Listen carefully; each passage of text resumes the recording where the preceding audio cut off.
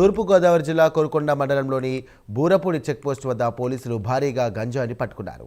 క్లీరంపూడి నుండి తమిళనాడుకు గంజాయిని తరలిస్తుండగా పోలీసులు పట్టుకున్నారు. 409 కిలోల గంజాయి విలువ దాదాపు 20 లక్షల వరకు ఉంటుందని అంచనా వేస్తున్నారు. ఈ కేసులో ఒక నిందితుడు పరారు కాగా మరో ఇద్దరిని కూడా అరెస్ట్ చేశారు.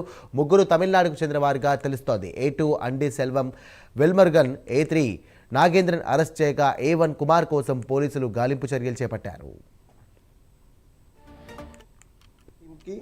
మాకు రాబండి సమాచారం మేరకు కోరుకొండ ఎస్ఐ గారు వాళ్ళ స్టాఫ్ బూరుపూడి గేట్ దగ్గర వెహికల్ చెకింగ్ కండక్ట్ చేయడం జరిగింది.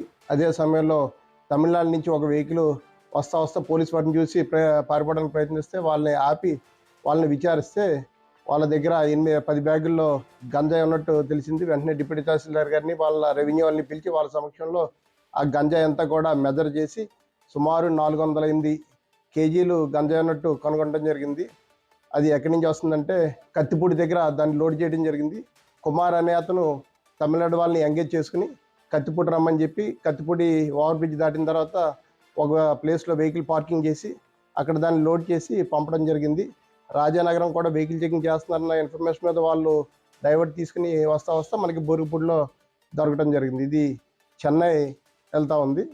దీని మీద 10 మందిని ఆ 10 బ్యాగ్స్ గంజాని 408 కేజీలు సీజ్ చేసి 2 వ్యక్తుల్ని అదుపులో తీసుకుని కేసు రిజిస్టర్ చేయడం జరిగింది. దీంట్లో కుమార్ అనే వ్యక్తి అరెస్ట్ కావాల్సి ఉంది. అతను కూడా అరెస్ట్ చేసిన తర్వాత మిగతా వివరాలు ఎక్కడికి వెళ్తున్నాయి ఆ వివరాలన్నీ కూడా తెలియజేస్తాం. ఈగల్ టీంకి మాకు